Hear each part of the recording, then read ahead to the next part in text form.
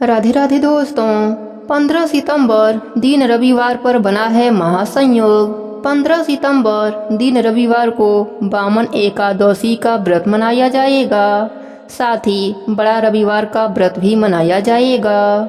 ऐसे में कई सवाल आ रहे हैं कि अब हमें पूजा किस विधि से करनी चाहिए। यह सवाल मेरे भी मन में था, तो मैंने इस समस्या का समाधान अपने पंडित जी से पूछा, जो कि मुझसे ज़्यादा जानकार हैं।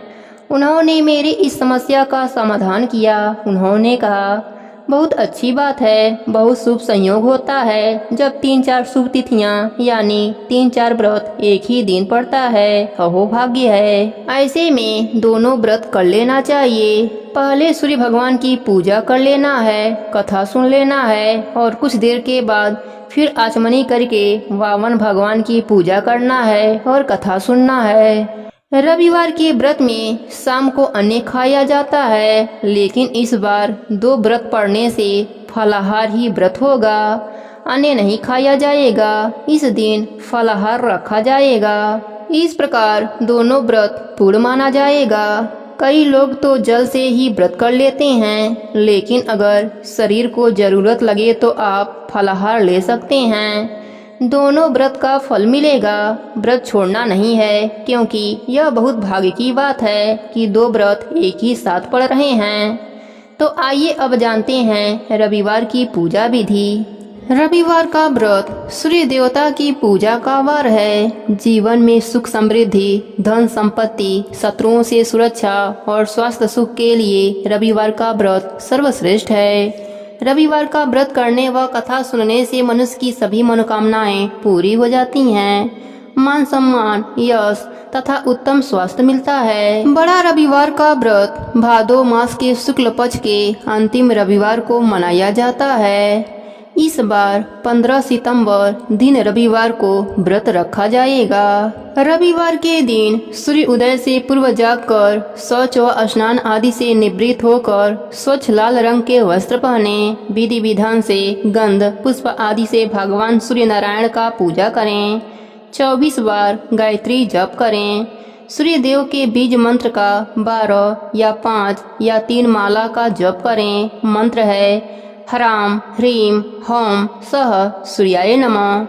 सूर्य देव को जल में लाल चंदन, अक्षत, लाल पुष्प और दुर्वा मिलाकर 3 बार में अर्घ दें। 3 बार का मतलब एक ही लोटे से 3 बार जल को गिराना है और 3 बार ओम ब्रह्म स्वरूपे सूर्य नारायण नमः मंत्र कहना है। इसके बाद गाय के कंडे को किसी मिट्टी के पात्र में जलाकर हाथ में एक आचमनी जल लेकर ब्रह्मा विष्णु महेश का ध्यान करके आचमनी को क्लॉकवाइज घुमाकर गिरा देना है। गुड़, घी, धूप को मिलाकर 3 बार सूर्य के किसी भी मंत्र को बोलकर स्वाहा स्वाहा कहकर डाल दीजिए।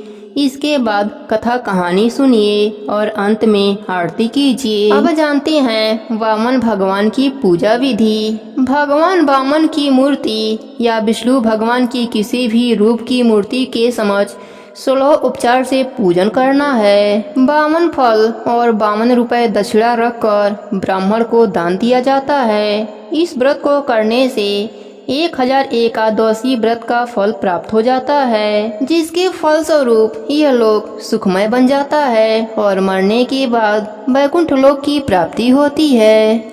धर्म ग्रंथों के अनुसार इसी शुभ तिथि को श्रवण नक्षत्र के अभिजीत मुहूर्त में भगवान श्री विष्णु ने एक अन्य रूप भगवान वामन का अवतार लिया था। इस दिन प्रातःकाल भक्त श्री हरि का स्मरण करते हुए नियम अनुसार विधि विधान के साथ पूजा कर्म करते हैं। इस शुभ दिन में सभी मंदिरों में विशेष पूजा का आयोजन किया जाता है। भगवान श्री विष्णु जी का स्मरण करते हुए उनके अवतारों एवं लीलाओं का श्रवण होता है। विभिन्न स्थानों पर भागवत कथा का पाठ किया जाता है तथा वामन अवतार की कथा सुनी एवं सुनाई जाती है। इस पर्व के अवसर पर भगवान वामन का पंचो उपचार अथवा खोड़ोपचार पूजन करने के पश्चात चावल, दही इत्यादि वस्तुओं का दान करना उत्तम माना गया है। संध्या समय व्रती भगवान वामन का पूजन करना चाहिए और व्रत कथा सुननी चाहिए तथा समस्त परिवार वालों को भगवान का प्रसाद ग्रहण करना चाहिए। इस दिन व्रत एवं पूजन करने से भगवान वामन प्रसन्न होते हैं और भक्तों की समस्त मनोकामनाओं को पूर्ण करते हैं। प्रेम से बोलिए वामन भगवान की जय हो।